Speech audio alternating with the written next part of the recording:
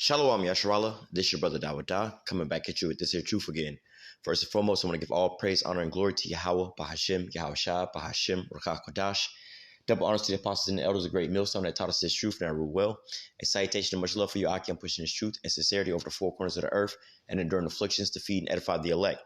So I want to jump into this here article real quick as we're starting to see, more and more actions take place as far as, this conglomeration of nations that's going to be joined together alongside with Russia, as they're going to, eventually seek to replace, the U.S. at the top. All right. This one here says 3 more countries set to join BRICS. All right. Now, BRICS is basically, it'll get down into it right here. It says, it says it in this here, down further. So let me go ahead and read this here article. It says the kingdom, along with Turkey and Egypt, and the kingdom is going into Saudi Arabia. It says the kingdom, along with Turkey and Egypt, which, when you go into these different nations, they're all actually allies of America. All right. So, another prophecy as far as America's allies turning on America, man. All right. So it says the kingdom. And when you go back and you look at the dealing with Saudi Arabia and America, that relationship has been tarnished, starting over the situation with Khashoggi, all right, and President Biden, all right. So it says the kingdom, along with Turkey and Egypt, may apply next year. The BRICS forum president told Russian media. It says Saudi Arabia, Turkey, and Egypt plan to join BRICS, and their potential membership bids could be discussed and answered at next year's summit in South Africa. Premier Anam, the president of the organization, told Russian media on Thursday, all these countries have shown their interest in joining BRICS and are prepared to apply for membership. I believe this is a good step because expansion is always looked upon favorably. It will definitely bolster BRICS' global influence, she told Russian newspaper Investa. So, hey, again, when you go into these different nations are starting to form these different coalitions and everything else like that, because you have, a lot of different coalitions and allies and things like that around the globe, these different groups, a lot of them being headed by America, whether it be, things of like NATO, all right, the World Health Organization, a lot of these different groups and things like that, are heavily influenced by the West and led by America. Well, sometimes you have, which, how do I put it? That's not really given a spotlight, that are in these in the news and things like that, are other alliances by other nations and things like that. Well, you do have other nations that make alliances and things like that. But here, as you can see, this one here, dealing with economics and stuff. Well, it started dealing with economics, but, it started to expand further than that. And even how much more now when you starting to see things like, the war with Russia and Ukraine. All right. And Russia being put on these sanctions and things like that. And one of the ways that they can stop all this here trade, with Russia to put these sanctions in place is through what you call the SWIFT system. All right. It's basically like an international market transfer of goods. This is how you pay for your goods and things on an international scale. Right. But, for Russia to be able to, one of the things Russia's doing is accepting, transfers into their own currency, for oil and gas and things like that, whereas normally you would use the petrodollar.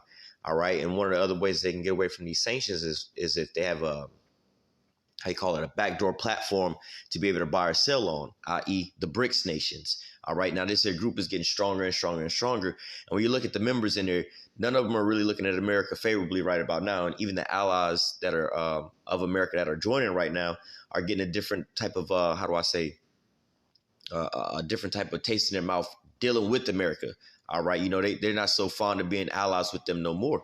All right. And as you start to see some of these nations starting to jump ship from the little things they have going on, how much more, these other nations, especially European nations that are, dying off economically just by dealing with America. And then in return, they kind of fear of being put on sanctions like, well, look, it's a lose-lose for us.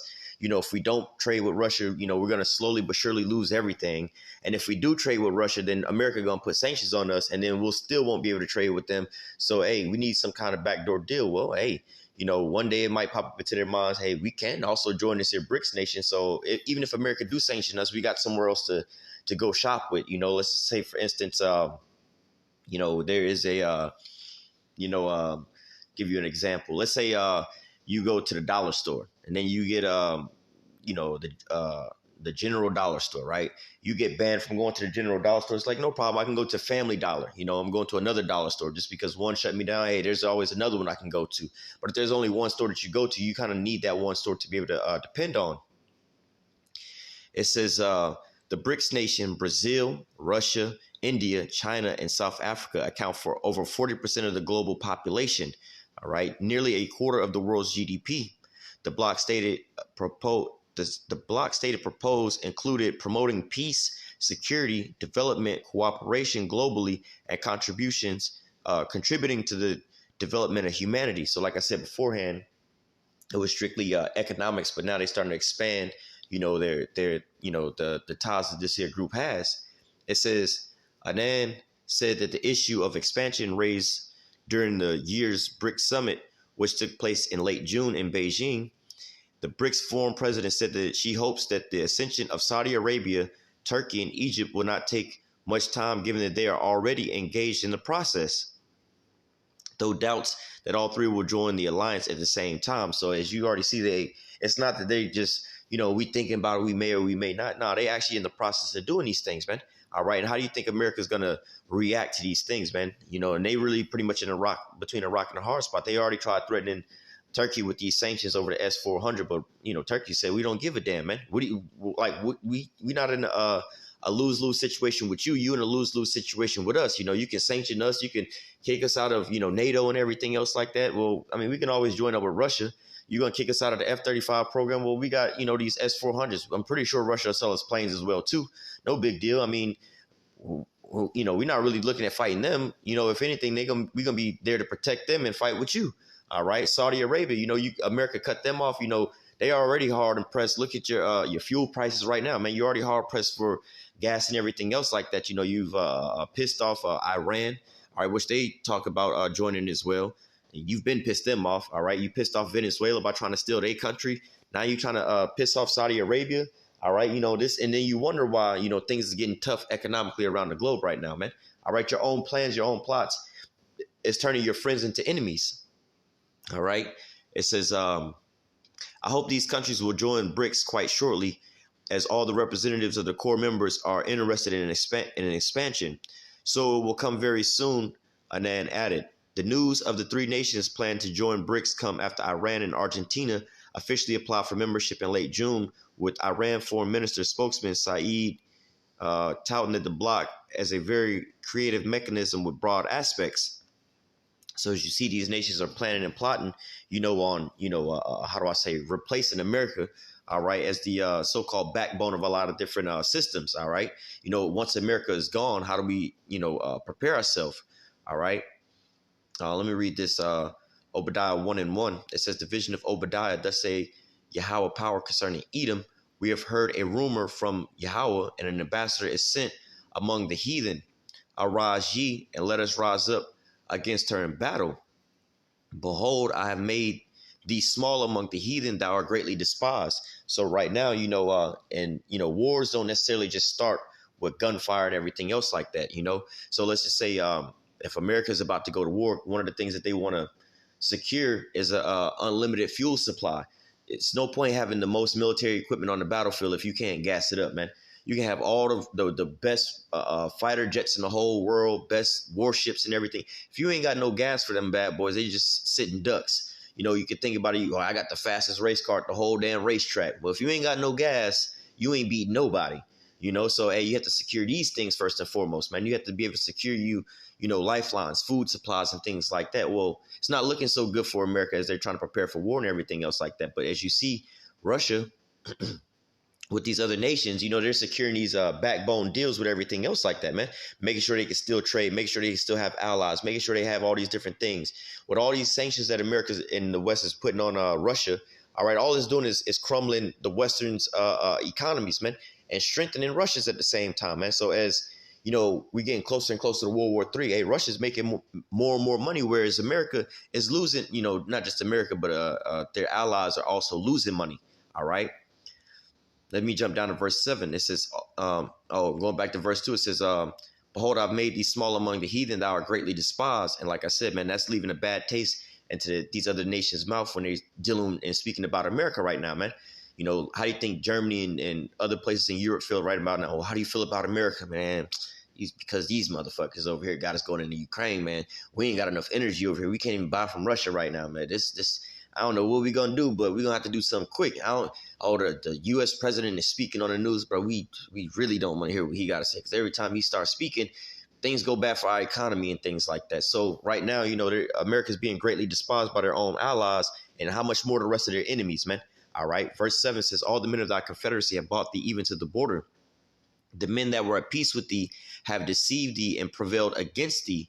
And they that eat thy bread have laid a wound under thee, and there's no understanding in him. So, hey, when you look at these other nations, like I said, these all are nations, Egypt, Saudi Arabia, and Turkey. These are all nations that are, supplied goods by America. All right. These are all pretty much allies of America and everything else like that, in the war front. And they wouldn't be, normally, all right, they wouldn't normally be on the opposing side of, America going to war with them.